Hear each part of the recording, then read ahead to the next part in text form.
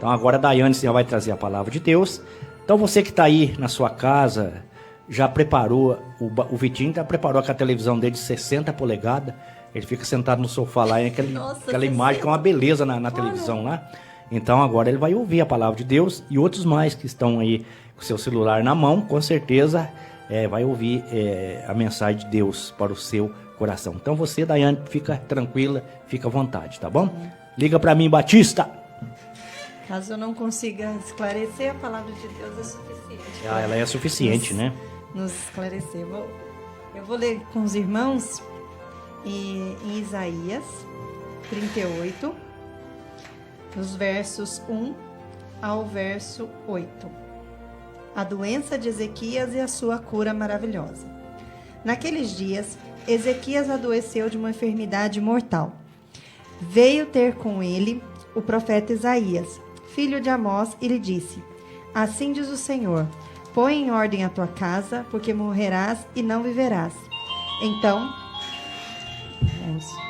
agora ligou. Então, virou Ezequias o rosto para a parede e orou ao Senhor. E disse: Lembra-te, Senhor, peço-te que andei diante de ti com fidelidade, com inteireza de coração, e fiz o que era reto aos teus olhos. E chorou muitíssimo. Então veio a palavra do Senhor a Isaías, dizendo: Vai e diz a Ezequias: Assim diz o Senhor, o Deus de Israel, teu pai. Ouvi a tua oração e vi as tuas lágrimas. Acrescentarei, pois, aos teus dias 15 anos. Livrar-te-ei das mãos do rei da Síria, a ti e esta cidade, e defenderei esta cidade. Ser-te-á isto da parte do Senhor como sinal de que o Senhor cumprirá essa palavra que falou. Eis que farei retroceder 10 graus a sombra lançada pelo sol declinante no relógio de Acaz. Assim, retrocedeu o sol a 10 graus, os 10 graus que já havia declinado. Bom, como eu estou lendo, estou colocando próximo aqui para ver se melhora a voz. Em Reis, né? E o reverendo Márcio pregou em Reis também, fez algumas mensagens. E eu cheguei no rei Ezequias. E começando a ler sobre a história de Ezequias e também aqui nessa questão da doença de Ezequias, né? Que ele adoeceu gravemente e veio a palavra, né? Elias dizendo para ele que ele iria morrer, que deveria colocar a sua casa em ordem. E Deus, em sua infinita misericórdia, deu a ele mais anos de vida, o curou. Mas a morte chegou também para Ezequias. E lendo a palavra de Deus, né, nós vemos que muitos outros homens de Deus adoeceram, tiveram problemas de saúde. Nós podemos ver que Jó teve uma doença física, né, com permissão de Deus. Ele perdeu a sua saúde física, mas não perdeu a sua saúde mental, continuou firme e não blasfemou contra Deus. As dores de Davi, já Davi eram dores pecaminosas, Davi sofria por causa dos seus pecados, né? Ele vai falar no Salmo 38 que dores nos ossos, ferimentos com cicatrizes, que ele sofria com isso, né? Então também chegou a doença e as dores para Davi, né? A doença de Paulo, e aqui Paulo, ele tinha o espinho na carne, ele estava com o espinho na carne, e mesmo ele pedindo a Deus, Deus disse para ele: a minha graça te basta. Então nós vemos que os problemas, as doenças, elas vêm nas nossas vidas, tanto na vida dos cristãos quanto dos não cristãos. A diferença é como nós enfrentamos essas doenças, esses problemas.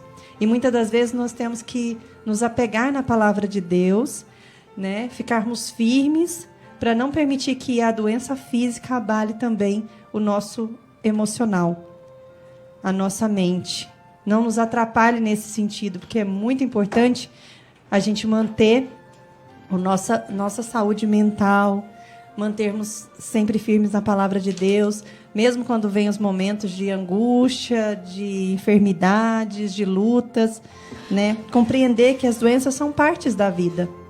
Hoje nós estamos vivenciando essa pandemia nesse ano de 2020, né, tão complexa, e oramos, não é? Nós que somos cristãos, nós oramos para que venha uma vacina, para que Deus dê sabedoria, né, para que façam a vacina, porque nós sabemos que toda boa dádiva, todo dom perfeito são lá do alto, descendo do Pai das luzes, em que não pode existir variação ou sombra de mudança.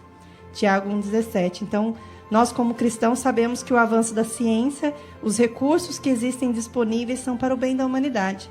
Então, nós oramos para que tenha, sim, uma vacina, mas em momento algum nós nos desesperamos.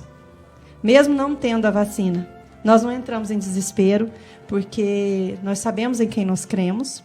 Nós sabemos que neste mundo nós vamos enfrentar lutas, dificuldades, e que essa luta, né, de saúde, de enfermidades, nós podemos hoje ter a cura, nós podemos melhorar, mas nós sabemos que nós vamos, né, morrer, e vai chegar esse dia, que algo que nós jamais venceremos, né, todas as doenças, né, elas confirmam a nossa limitação, pois nós somos seres dependentes totalmente da graça de Deus, mas nós sabemos que nós não vamos passar pela segunda morte, que nós temos Cristo no nosso coração e Ele venceu a morte. Esse é o último inimigo a vencer na consumação, a morte. E nós sabemos que com Ele nós vivemos. Cristo veio para nos dar vida e vida em abundância, como Ele fala em João. Eu vim para lhes dar vida e vida em abundância. E aí nós devemos estar sempre bem, mentalmente, psicologicamente, não deixar nos abater por essa doença, por essa ou qualquer uma outra que venha, porque nós sabemos que aqui no mundo nós vamos passar por isso mesmo. Mas nós, como cristãos, nós temos que estar sempre firmes e não nos desesperar, não nos desiludir, termos sempre nossa fé no autor e consumador da nossa fé, quem é? Cristo. Nós temos sempre que estar olhando avante, né? E eu fico preocupada quando eu vejo muitas pessoas, muitos irmãos falando, ai, o Covid, ai, meu Deus. Gente, sim, é preocupante, mas nós não nos desesperamos. Nós, como cristãos, não nos desesperamos. Nós nos cuidamos, né? Nós devemos nos cuidar, nós devemos usar as máscaras, nós devemos evitar as aglomerações, fazer tudo que o Ministério da Saúde está mandando corretamente, porque é nosso dever, sem dúvida. Mas não nos desesperar, porque nós sabemos em quem nós cremos.